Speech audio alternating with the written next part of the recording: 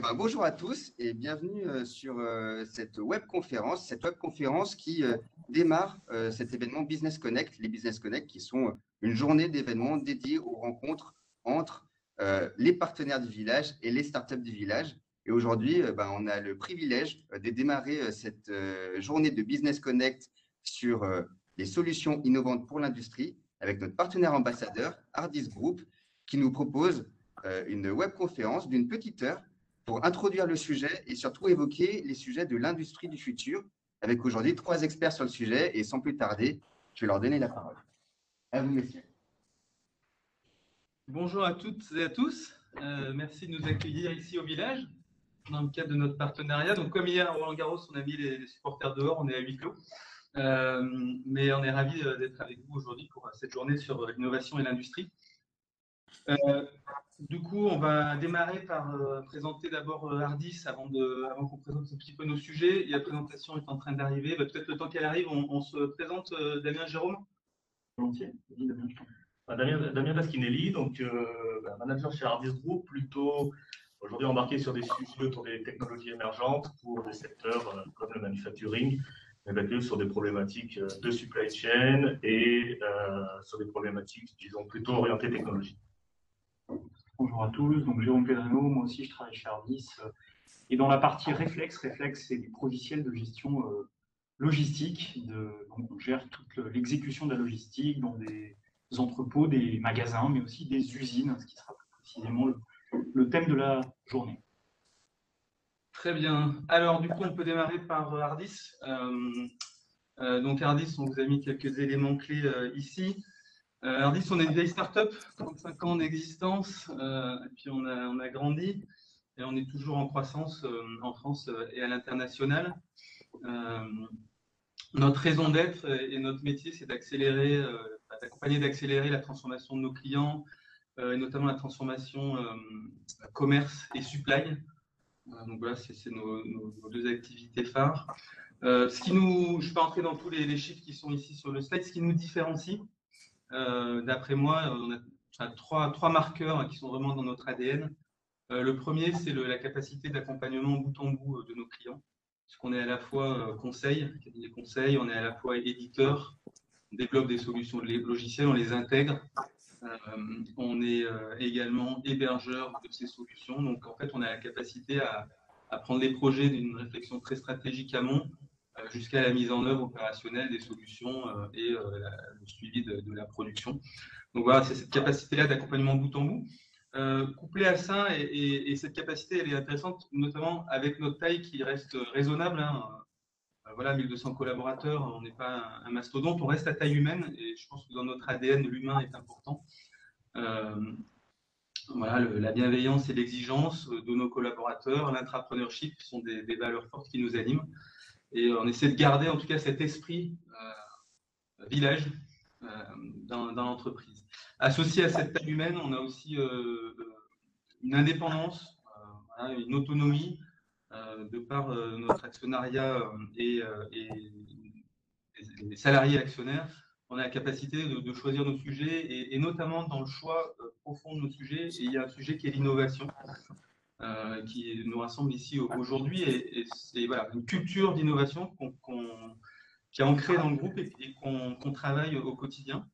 Et cette culture d'innovation, Damien parlera tout à l'heure du sujet computer vision. Deuxième exemple, c'est le drone IC. Je trouve qu'il illustre parfaitement cette logique d'innovation. Plusieurs raisons. D'abord parce que c'est une innovation qui résout un problème terrain. Ça résout le problème de l'inventaire physique dans les entrepôts. C'est un vrai problème pour tous ceux qui ont fait de l'inventaire. C'est pénible, c'est long, ça bloque les opérations pendant un certain temps. Donc cette technologie-là drone, elle vient vraiment répondre à un problème terrain, et en ça, c'est important. La deuxième raison que je trouve intéressante, qui illustre, c'est la notion de cobo, donc de robot collaboratif. Ce drone, en fait, il interagit avec un opérateur, et c'est bien ce couple et l'augmentation de l'humain qui est intéressante. Le drone tout seul serait pas très performant, l'humain tout seul n'est pas très performant. L'ensemble des deux en synergie fonctionne très bien, et donc permet en fait d'avoir un opérateur augmenté avec des yeux et des mains qui se baladent un petit peu partout dans l'entrepôt. Et dernière chose autour de cette innovation, c'est ce que ça nous a appris, nous, Ardis. C'est-à-dire que ça nous a permis d'aller tester des technologies de géolocalisation, de computer vision, d'analyse de données, de temps réel, et aussi d'usage de comment ces technologies-là sont utilisées dans l'entrepôt. Donc pour nous, ce chemin d'innovation était important pour le drone, mais pour tous les autres sujets qu'on va voir. Voilà qui on est. Donc Ardis, on s'est déjà présenté. Donc, en fait, je ne me suis pas présenté, donc je vais me présenter. Donc moi, je suis Thomas Cos, je suis directeur du bureau conseil à Grenoble et je suis avant tout industriel. J'ai démarré ma carrière dans l'industrie au siècle dernier, pour vous dire. Et voilà, j'ai toujours travaillé dans le domaine de l'industrie, sur des directions opérationnelles, direction de production, direction industrielle. J'ai rejoint Ardis il y a 6 ans sur la thématique de la transfo digitale dans l'industrie et notamment l'industrie 4.0. Et c'est ce que j'aimerais voir avec vous maintenant. Hein. Jérôme et Damien vont parler pas mal de technologies, en tout cas mieux que moi, je pense. Donc, je vais surtout positionner un petit peu en amont, nous, notre démarche en tout cas, d'accompagnement conseil auprès des dirigeants d'entreprise ou des directions industrielles autour de la thématique Industrie 4.0. Alors, thématique Industrie 4.0, c'est large. Et ça englobe pas mal de choses. Je ne vais pas vous refaire l'histoire des 4 révolutions industrielles, ça a été dit et redit. Je voudrais plutôt zoomer sur, en tout cas, ma conviction qui est que l'industrie 4.0, c'est à la fois un défi et à la fois une opportunité. C'est un défi parce que d'abord, il s'agit de mettre en place un certain nombre de briques technologiques. Et on en parlait ce matin, les briques techno, ça bouge beaucoup, ça va très vite. Ce n'est pas du tout les mêmes cycles que les investissements industriels. Et donc, il y a une vraie question autour de quelle est la bonne brique techno d'aujourd'hui et est-ce qu'elle va durer aussi demain et est-ce qu'elle permet bien de répondre à nos problèmes, comme on l'évoquait tout à l'heure sur le droit.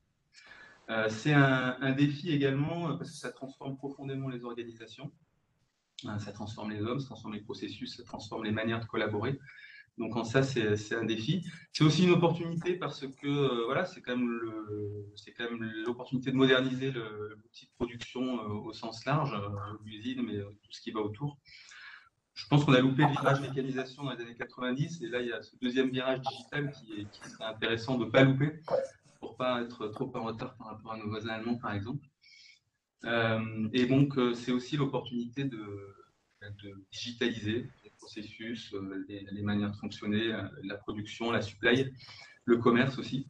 Donc nous, notre parti pris, c'est de faire de cet axe Industrie 4.0 une invitation à la réflexion auprès des dirigeants et des équipes dirigeantes pour avoir une vision 360 de l'industrie à l'ère du digital. Donc notre démarche autour de ce 4.0, ça s'articule en 3 axes. Un axe innovation, je vais revenir dessus, c'est quand même le sujet de la conférence aujourd'hui. Derrière cette innovation où il s'agit de trouver les bonnes opportunités, l'étape d'après est quand même de construire, de mettre en musique ces idées et de construire une trajectoire, une feuille de route pour timer et puis la mise en œuvre de ces programmes-là. Derrière, on intervient également sur le pilotage de ces projets de transfo, accélérer, sécuriser ces programmes-là et conduire le changement, puisque, je l'ai dit tout à l'heure, c'est une vraie transformation et donc ça nécessite un accompagnement autour du changement auprès des équipes.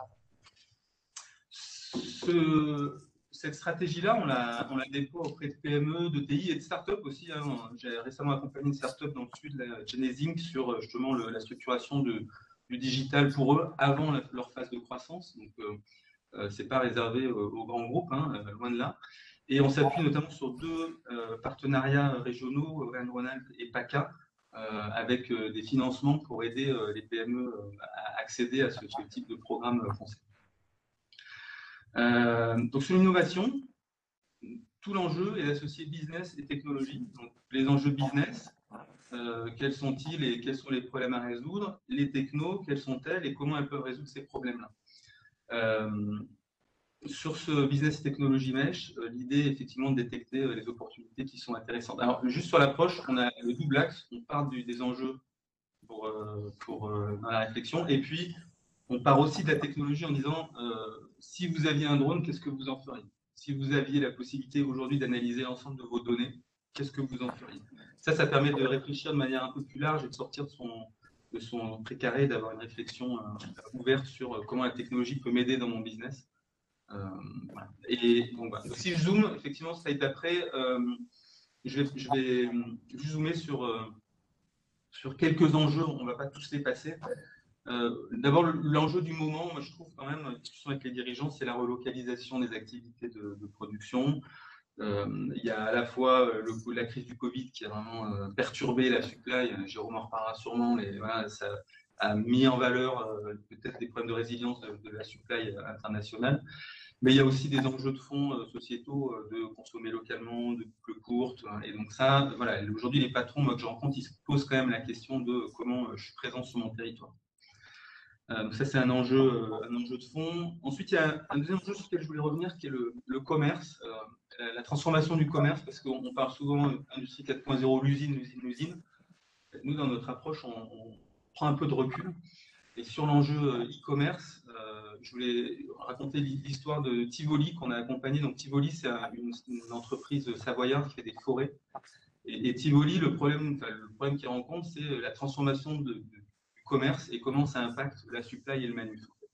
Donc hier, ils vendaient des forêts en palettes pleines chez des grandes surfaces de bricolage.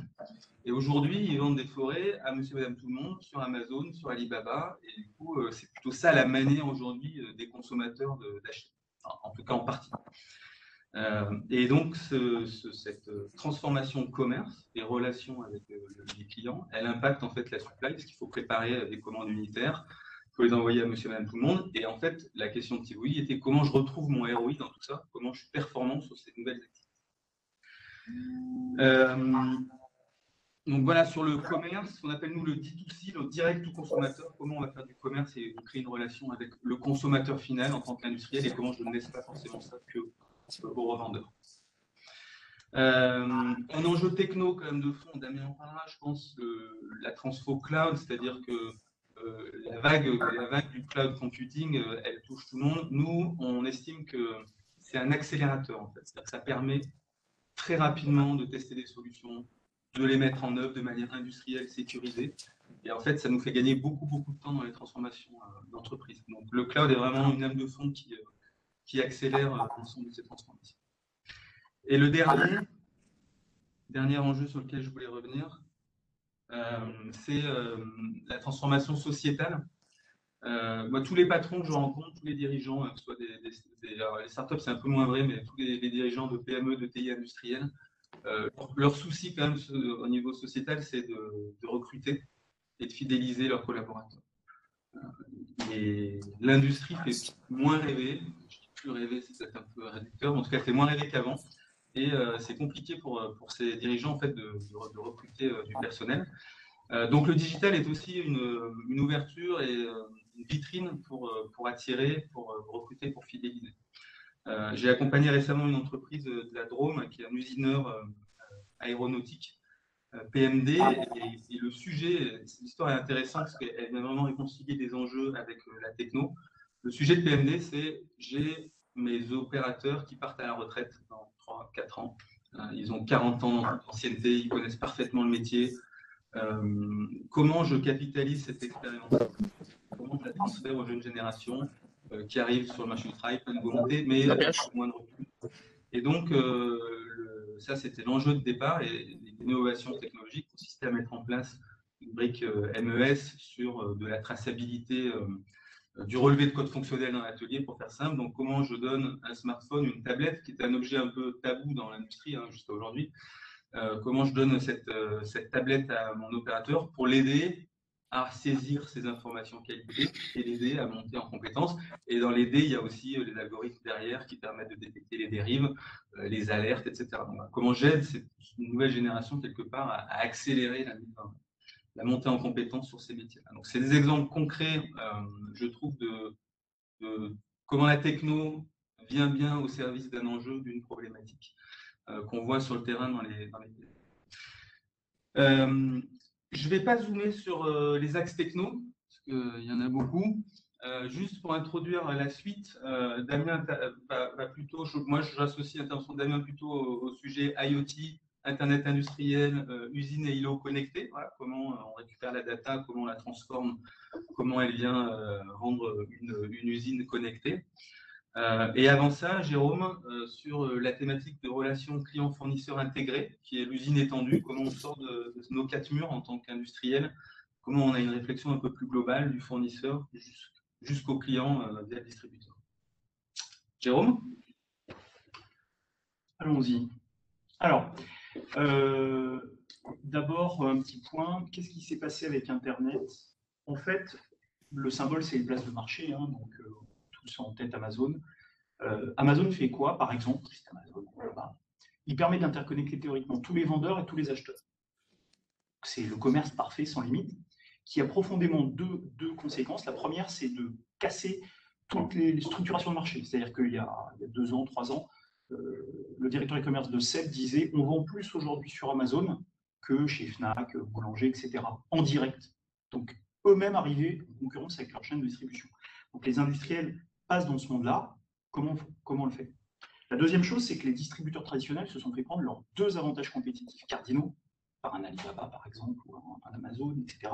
Toutes les marketplaces, en fait, c'est la profondeur de stock, la largeur de gamme et le meilleur prix. Et sans ça, ils vont mourir, d'autant plus qu'on doit les faire maintenant, leur faire nos courses le plus souvent. Et donc, ça veut dire qu'ils vont devoir eux-mêmes avoir cette transformation marketplace. Donc, en fait, on est passé dans un monde, au niveau logistique, où on produisait en masse, on mettait en masse dans des camions, on envoyait à date fixe dans un magasin, tout ça était limité physiquement. On connaissait ses concurrents qui étaient autour de chez soi. Les chaînes étaient plutôt ordonnées, c'est-à-dire qu'il y avait l'industriel qui vendait au distributeur, qui vendait au client final. Et bien tout ça a été complètement déstructuré. Et la logistique est devenue d'autant plus importante. On voit bien que Amazon, c'est l'Internet en général, le e-commerce, je dis Amazon, c'est hautement symbolique, et leader, c'est véritablement beaucoup de logistique et de transport. Et les pure players vous livrent eux-mêmes et font même du reverse en logistique pour rien très rapidement. C'est devenu un atout compétitif. Et donc on est passé d'un monde segmenté à un monde interconnecté, temps réel, où on peut acheter, se faire livrer quand on veut. Et ben, il faut gérer la logistique de la même façon, exactement de la même façon. Et donc, c'est ce qu'on fait, c'est-à-dire qu'on est passé, nous, d'un monde où on gérait des sites avec des outils différenciés à un outil qui, lui, va permettre de gérer tout type de site. Donc, on va faire un petit focus aujourd'hui sur l'usine, mais ils ont aussi des entrepôts, hein, les industriels, on pourra en parler également. Donc, c'est la couche qu'on voit de logistique et exécution qui montre qu'on va avoir une suite pour gérer chaque type de site, les usines, les entrepôts, les magasins qui deviennent eux-mêmes des points logistiques. Hein. Les distributeurs ont besoin de ça pour pouvoir être assez réactifs, pouvoir, je dirais, être court et peu cher dans la délivrance du client. Et puis au-dessus, on va venir piloter tous ces points. Hein, c'est ce qu'on appelle la plateforme, avec ce qu'on appelle l'order management, c'est d'où est-ce que je vais le mieux préparer, transporter toutes ces commandes, la visibilité, la collaboration. Parce que dans cette logique temps réel de sites interconnectés, pour livrer le mieux et le plus vite possible, on a besoin de tous échanger. Et quand je dis tous, c'est avec ses propres sites, mais c'est avec ses fournisseurs, avec ses transporteurs en temps réel, et pour analyser comment on va faire au mieux. Donc on est passé vraiment dans ce monde ouvert, qui est un monde dans lequel il faut aussi faire attention. Il faut y être, mais il ne faut pas se faire piquer ses recettes. Donc il y a aussi toute une dimension de sécurité, de vigilance à conserver.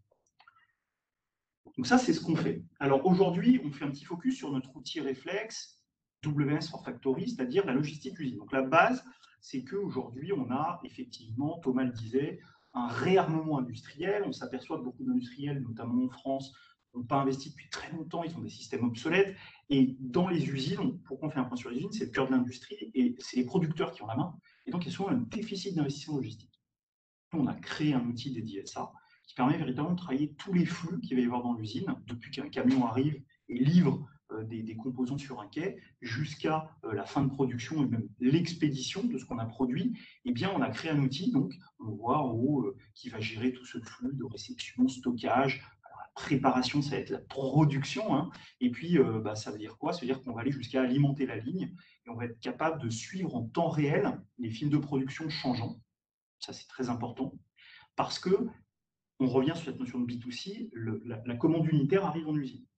Or, il faut être productif. Il y a une guerre de productivité très très importante. Et donc, ça veut dire qu'en même temps qu'on fait de la moyenne, de la grande série, on va devoir préparer de façon efficace pour Madame Michu un article potentiellement pour le dropshipper, c'est-à-dire l'envoyer directement depuis son usine, parce qu'on a vendu par exemple par Internet, à Madame Michu.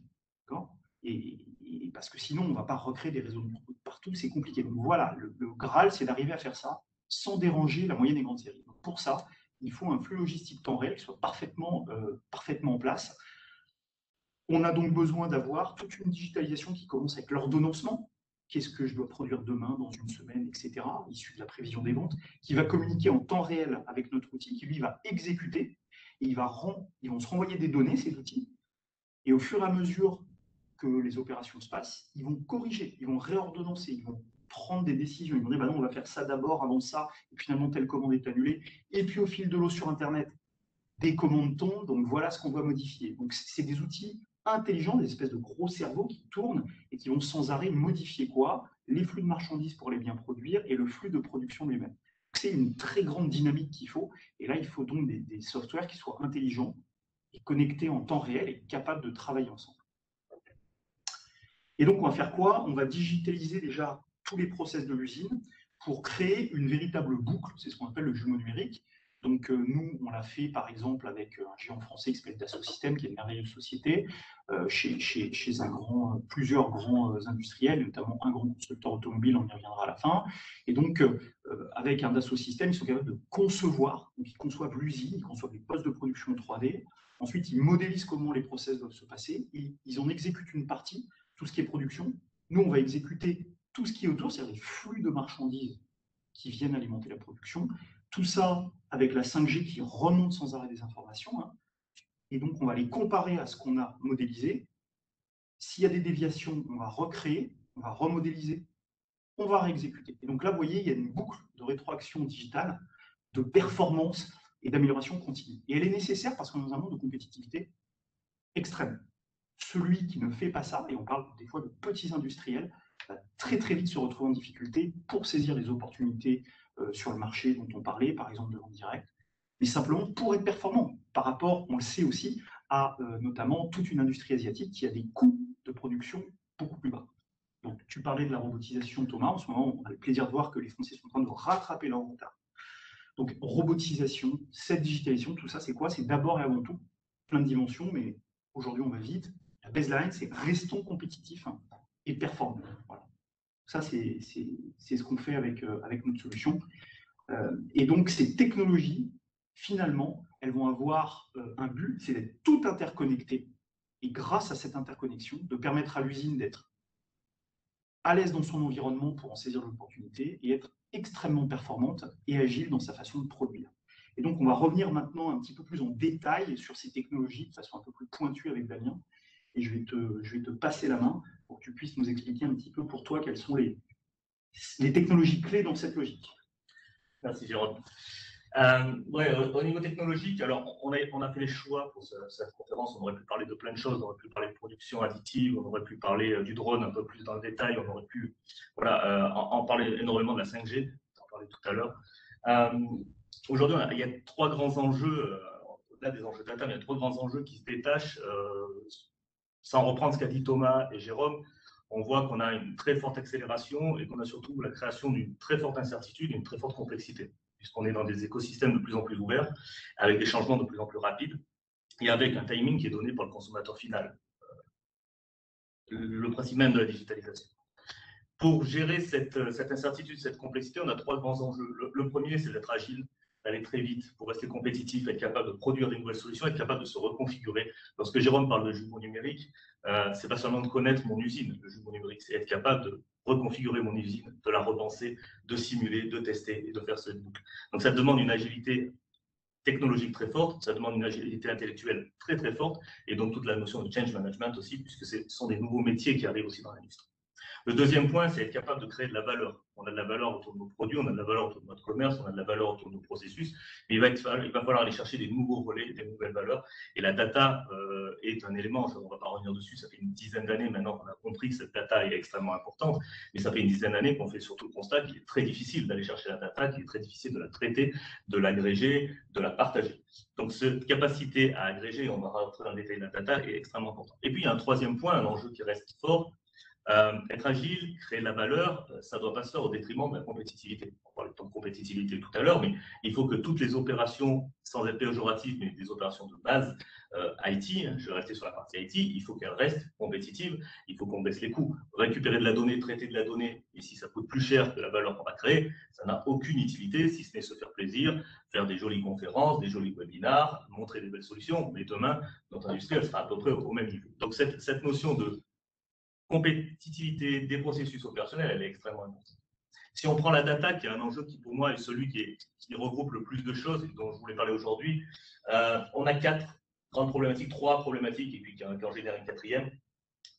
Des infrastructures, alors historiques, pour ne pas dire vieillissantes, d'un point de vue IT, distribuées, centralisées dans des data centers, distribuées dans des usines, distribués dans des magasins, dans des entrepôts, pour en avoir un peu de partout, et donc qui vont être limités en termes d'agilité, mais qui vont présenter des coûts de maintenance très élevés. Donc, on voit déjà ce problème de coût opérationnel. Le deuxième point, les sources de données. Les sources de données ont été très longtemps liées à l'organisation des entreprises. Donc, on se retrouve avec des sources de données très silotées, avec une maturité digitale qui reste relativement faible. On a eu une première phase dans la digitalisation où on a créé beaucoup d'applications qui ont généré beaucoup de données. Maintenant, il faut arriver aussi à désiloter ces données pour être capable d'aller chercher de la valeur. Et la valeur, généralement, elle est plutôt au croisement de ces silos, donc désiloter les données. Et puis ces données, dans l'usine, c'est particulièrement vrai, lorsqu'on parle de manufacturing 4.0, ce sont des données qui sont non structurées, ou présentant des niveaux de qualité très différents ou très hétérogènes, et je dirais qu'ils sont presque liés à l'équipement que vous pouvez avoir. Hier, on discutait avec un client très manufacturing. Sa principale problématique était de dire, moi j'ai acheté des automates de divers fournisseurs au cours de mes années, et j'ai des données qui sont totalement hétérogènes, très complexes à adresser, très complexes à traiter, et je ne peux pas aller aussi loin que ce que je voudrais sur l'analyse, sur la modélisation. Donc, cette partie hétérogénéité est très importante. Et du coup, on débouche sur le principal problème qui est la difficulté à proposer en temps réel, puisqu'on est dans ce rythme-là, c'est-à-dire du temps réel, de la visibilité sur mes processus opérationnels, sur mes processus industriels à grande échelle, puisqu'on doit raisonner au niveau de l'écosystème. Alors, cet enjeu de data, aujourd'hui, il est très bien cerné, il est vu par tout le monde. Et en termes d'investissement, on voit que les investissements aujourd'hui, les chiffres qu'on a montrent une véritable dynamique, une vraie ambition, avec une augmentation qui se poursuit très très forte sur la partie digitalisation de l'industrie. Je dirais une cible en termes de création de valeur, on parle de 100 milliards de création de valeur sur la base de la donnée, sur la base de l'automatisation du traitement de la donnée, de l'analyse, donc une cible, un marché qui est assez colossal. Et puis, si on fait un focus sur la partie IA, et je reviendrai dessus, c'est un marché qui aujourd'hui propose, en 2026, on part sur un marché de 16 milliards. C'est un marché qui est suffisamment large. Il y a énormément d'acteurs, mais un marché qui est tellement large et qui propose tellement de promesses que la dynamique est enclenchée, les acteurs arrivent.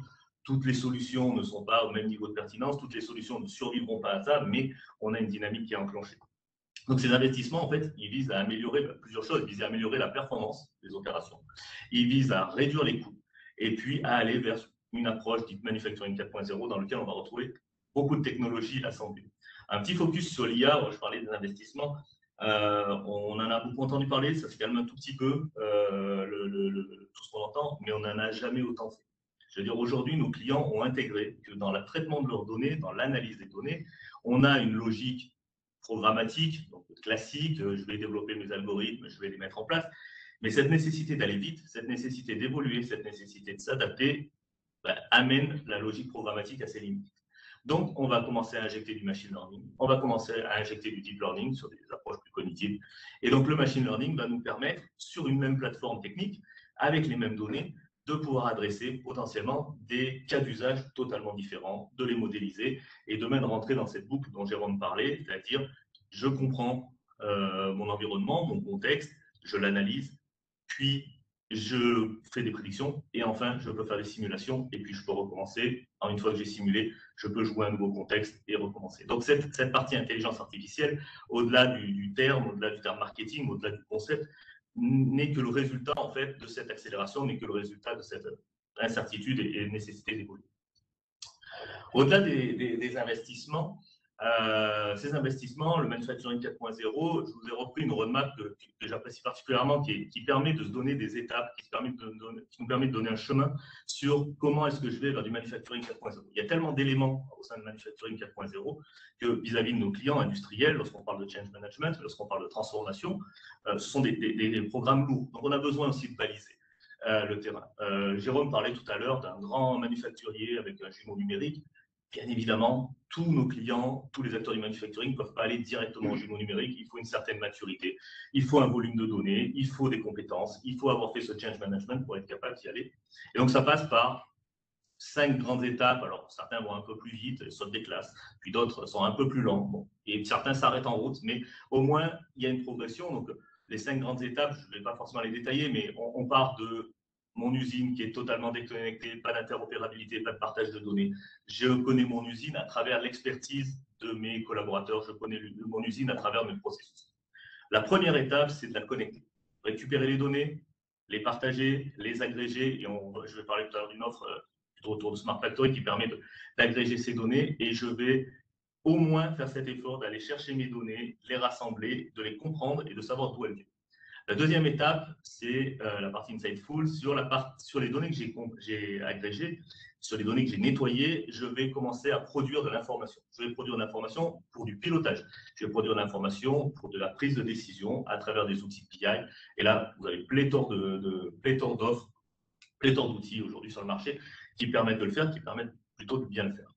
Une fois que j'ai bien compris mon contexte, je peux aller dans l'étape suivante. Et là, on va rentrer dans une autre dimension, on va rentrer dans la dimension de l'IA, du learning, où on va rentrer dans de la prédiction. C'est-à-dire, je vais modéliser les comportements, je vais modéliser mon contexte grâce à ces technologies et je vais commencer à faire de la prédiction. Je vais commencer à projeter mon contexte dans le futur et en tirer des décisions. Là encore, on est toujours dans une logique de décision. J'ai des informations, je vais pouvoir décider, mais j'ai des informations sur le futur, sur ce que serait le futur si le modèle s'applique. Donc là, on est déjà dans un niveau de maturité qui est assez élevé. Aujourd'hui, on a de plus en plus d'entreprises qui sont à ce niveau-là, qui sont dans de la prédiction sur leur production, sur leur stock, sur leur prix, sur l'achat des matières premières. Donc, on est dans ce niveau-là et on parle d'entreprises, bien évidemment, de grandes entreprises du CAC 40, mais on parle également de grosses ETI, même de PME qui ont commencé à enclencher cette logique autour du prédictif. Et puis, au-delà du prédictif, il y a la partie intelligente, autonome. Moi, j'ai tendance à fondre un peu les deux. Mais là, on va dépasser le cadre de la décision. C'est-à-dire que je vais intégrer de plus en plus de données qui proviennent d'objets intelligents, qui eux-mêmes ont leur propre intelligence embarquée, donc de la donnée qui est déjà pré-processée, je dirais. Et puis, je vais dépasser le cadre de la décision, c'est-à-dire que je vais accélérer l'exécution et donc je vais envoyer des ordres. Et notamment, on va faire le lien avec la robotisation, avec les cobots, avec énormément de choses sur ce thème-là, pour, là encore, gagner un peu de temps pour l'accélération et la partie robotisation. Donc, ces différentes étapes, aujourd'hui, nos clients se retrouvent généralement dans ces niveaux de maturité. La plupart sont entre le 1 et le 3. Aujourd'hui, on est à peu près à ce niveau-là. Certains commencent à explorer ce qui est au-dessus de manière très industrielle, je dirais. Donc, je dis explorer, ce n'est pas seulement de faire des prototypes, mais c'est de mettre en œuvre des programmes. Et d'autres constatent qu'ils ont encore ce travail à faire sur les données et là-dessus, on les accompagne régulièrement. Pour ce faire, j'ai fait le focus sur deux types de solutions qui viennent illustrer ce qu'on vient de se dire. Une solution qu'on porte avec un de nos partenaires, lorsque Thomas a présenté Ardis, il y avait un blog sur la partie partenariat. Notre industrie est également soumise à l'ouverture et donc on travaille dans un écosystème et donc on travaille avec des partenaires qui vont nous amener eux aussi leurs solutions auxquelles on va amener notre savoir-faire métier, notre savoir-faire en tant qu'intégrateur pour accélérer notre réponse aux enjeux de nos clients. Alors là, j'ai fait un focus sur une offre qui s'appelle Google Cloud Smart Factory, où Google met à disposition de nos clients, de ses clients, leur savoir-faire au niveau de la donnée. Alors, au niveau de la donnée, ils vont faire beaucoup mieux que Google, puisque je dirais, la partie Big Data, on parlait d'Amazon qui a révolutionné la notion du commerce, d'un point de vue IT, d'un point de vue accès à la donnée, traitement de la donnée, modélisation de la donnée. Je pense que Google a eu à peu près le même impact qu'Amazon a pu avoir sur le commerce. Donc là, Google s'est dit, je vais mettre à disposition ce savoir-faire pour favoriser l'interopérabilité, pour favoriser l'ouverture, pour favoriser le traitement de la donnée, la compréhension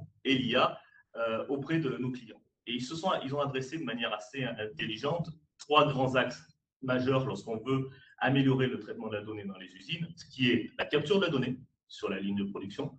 Donc, on va parler de l'IoT industriel, on va parler d'IoT classique, on va parler d'automates. La 5G, qui est un sujet sur lequel aujourd'hui on travaille de plus en plus et qui accélère. Alors en France, on a un tout petit peu de retard. Alors j'espère que ça ne va pas nous pénaliser par rapport à nos voisins allemands sur le sujet. On commence à avoir un tout petit peu de retard. La 5G vient bouleverser aussi cette partie capteur connecté, parce qu'aujourd'hui, de manière très très simple, pour récupérer des informations sur des lignes de production, il faut avoir un réseau qui tienne la route. Les réseaux des usines n'ont pas été pensés pour la digitalisation. Donc, la 5G va venir nous aider à combler ce manque-là et donc on va pouvoir multiplier les points de connexion. Google l'a adressé à travers leur approche d'architecture Edge Computing. Le Edge Computing, c'est quoi? C'est un bout d'infrastructure, un bout de compute, un bout de calcul, un bout de stockage qui est déporté dans l'industrie, dans l'entreprise, dans l'usine, je vais y arriver, dans l'usine, qui va permettre d'améliorer la performance technologique, parce qu'on est au plus près, donc on limite les effets de latence, on limite beaucoup de choses, et puis d'améliorer la performance économique. Parce qu'envoyer toutes les données dans le cloud, ça a un coût non négligeable, et si on garde en tête que c'est un élément important de maîtriser ces opérations IT, en termes de coût, cette partie edge est vraiment fondamentale. Le deuxième point, c'est le stockage, des solutions de stockage, de base de données, de modélisation qui permettent d'aller plus loin dans la compréhension, dans le stockage des données et d'être un peu, je dirais, sans limite avec des niveaux de stockage. Donc là, on est dans du cloud. On parlait tout à l'heure, Thomas parlait du cloud. La transformation autour du cloud vient accompagner cette transformation des métiers, puisqu'on a besoin de productivité, on a besoin de capacités quasi sans limite. Et donc, cette partie cloud va venir soutenir ce point-là. Et puis, le troisième point, c'est la capacité à traiter ces informations une fois qu'elles ont été stockées. Alors là, il y a plusieurs solutions qui sont proposées, qui sont des solutions de chez Google. Ça va être de traiter les data à partir de la data vise. Looker, on va faire la data visualisation, on va faire des tableaux de bord, on va comprendre. Mais quand on parle d'AppSheet, on va proposer des solutions de low-code pour que les équipes métiers puissent créer des applications toutes simples sur la base de données qui renferment et qui contiennent énormément de valeur et vont être capables de créer des applications digitales très simplement, très rapidement, et des applications qui n'ont pas forcément vocation à durer 15 ans. Donc, il y a un positionnement qui peut être aussi différent, c'est-à-dire qu'on a des applications de type logiciel qui se portent le cœur des processus, et puis on va avoir toute une myriade d'applications portées par les métiers qui sont des applications, je dirais, quasiment jetables, qui répondent aux besoins du monde. Donc, cette capacité à proposer en end-to-end à l'usine la capture de la donnée, son traitement, son stockage et sa restitution sous la forme d'application ou de dashboard, c'est extrêmement important. On va retrouver quatre grandes familles d'usage. Le premier, c'est la compréhension, l'analytics, comprendre mon usine, être capable de prendre des bonnes décisions. Le deuxième, ça va être des usages plutôt autour de la maintenance des assets, la maintenance des machines, tout ce qu'on va retrouver autour de la maintenance prédictive. On va avoir un troisième qui est autour de la productivité et de la sécurité, ce sont des enjeux forts. Donc là, la data va aider à prendre des décisions. Et puis un quatrième, alors qui nous tient particulièrement à cœur, qui est la partie supply chain, la partie logistique, parce que lorsqu'on prend Smart Factory, on a une visibilité profonde sur la chaîne de production grâce à des technologies comme l'IoT, comme le Big Data. Plus personne n'utilise le Big Data, donc c'est maintenant qu'il faut le ressortir, mais la partie Big Data, la partie Cloud, donc on va avoir cette visibilité globale, mais sur la chaîne de production. Et puis, il y a tous les flux logistiques autour de la chaîne de prod, et c'est là où un produit comme Reflex Factory, dont parlait Jérôme tout à l'heure, vient compléter cette visibilité au niveau du site. Donc, pour construire un jumeau numérique, il y a toute cette modélisation, on parlait tout à l'heure de l'assaut, cette modélisation, cette capacité à simuler, mais il faut avoir le socle de données qui va permettre aussi de l'alimenter, qui va permettre de le faire vivre, de le comprendre, et c'est un exemple de ce socle de données. Un deuxième exemple qui est une solution, alors là, Hardis pur jus, alors même si on travaille avec Google sur cette solution autour de la vision, c'est celle d'après. Donc la Vision Insight qui a pour objectif d'utiliser du computer vision pour améliorer les flux logistiques dans l'usine, dans l'entrepôt, dans l'usine, et être capable assez simplement, avec l'infrastructure existante, en l'occurrence des caméras de sécurité, de gagner en visibilité, être capable de mieux comprendre mon flux, de mieux comprendre la réalité. Parfois, il y a un écart entre ce qui se passe réellement, ce qu'on voit avec la caméra et ce qui était prévu dans les processus ou ce qu'on a dans nos référentiels de données. Ça va permettre aussi d'alerter, parce qu'on parlait tout à l'heure du travailleur augmenté. Le Smart Factory dont je vous ai parlé avant, elle va permettre d'augmenter la prise de décision, donc améliorer le pilotage. Là, on va être dans comment j'accompagne les opérateurs sur le terrain pour améliorer leur travail. Donc, je vais les alerter, leur signaler un dysfonctionnement potentiel, leur donner des éléments de compréhension, des éléments de cause. Et puis, ça va nous permettre de collaborer.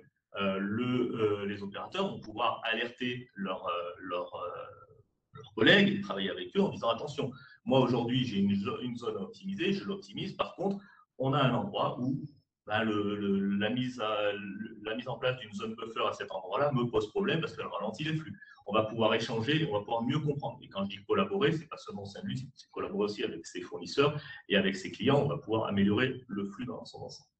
Et puis, de générer des événements. La vision nous permet d'avoir des informations supplémentaires. On parlait dans Smart Factory de data, je récupère des informations sur la chaîne de production, je récupère des informations dans mes logiciels, dans mon WMS, dans mon MES, je les consolide, mais il me manque toujours, on peut toujours aller chercher la petite information qu'on n'a pas, et la vision, on est dans le cognitif, donc on va aller récupérer la petite information qu'on n'a pas, qui va montrer l'écart entre notre compréhension du réel et le réel. Et donc, on va encore améliorer et on va s'apercevoir que la zone buffer qu'on pensait très bien optimisée, elle est mal utilisée. Alors, on va s'apercevoir que les processus de sécurité qu'on a mis en place, qu'on pensait qui étaient très bien suivis, ils ne sont pas si bien suivis. Et donc, ça ralentit, ça a un impact. Et ça a un impact sur le processus de tous les jours, mais ça a un impact aussi sur notre capacité à robotiser. Donc, le cognitif, la vision, on aurait pu prendre, donc nous on travaille particulièrement sur la vision, mais on aurait pu prendre la partie audio, va être utile parce qu'elle va nous raccrocher beaucoup plus au réel et la partie audio peut être utilisée sur des vibrations ou des sons qui pourraient être analysés et mieux comprendre ce qui se passe sur la chaîne. Donc cette partie Vision Insight, aujourd'hui, elle n'est possible aussi que parce que le edge computing est maîtrisé. Alors quand je dis maîtrisé et industrialisé, c'est-à-dire qu'on a la capacité de déployer des applications en distribué sur des serveurs locaux, tout en gardant l'industrialisation forte qu'on avait sur le cloud. Elle est possible grâce au cloud parce qu'on est capable de faire du temps réel, on est capable de gérer des gros volumes de données, on est capable d'avoir des grosses capacités de compute à un instant T, et ça reste économiquement viable parce qu'on est sur du paiement à l'usage.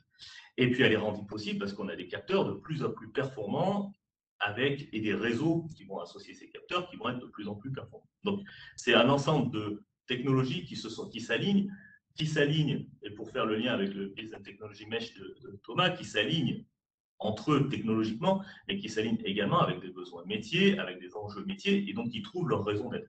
Sans quoi, ça resterait de jolies expériences technologiques, mais ça n'irait pas beaucoup plus loin, et donc ça limiterait les investissements, et donc ça limiterait la dynamique. Donc voilà, c'est vraiment deux solutions qui sont très orientées data, une qui est vraiment cœur de données, data management, cette capacité à donner un socle qui va nous permettre derrière d'aller créer des choses, d'aller mieux comprendre, et puis une solution plus cognitive qui nous permet d'aller chercher des données qui nous échappaient jusqu'à maintenant. Et voilà, je pense qu'on n'a pas fait encore le tour, on va en trouver plein d'autres à aller chercher, et des applications de ce type-là, vous en trouvez, il y a pas mal de startups aujourd'hui qui se positionnent sur ces sujets-là, et c'est cette capacité à intégrer un écosystème riche de startups pour aller chercher des données nouvelles qui nous échappaient, c'est un enjeu majeur aussi du manufacturing 4.0, cet assemblage de l'écosystème IT qui va avec.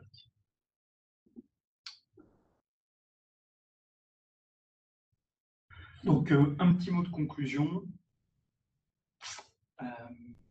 Si tu peux afficher la slide, merci.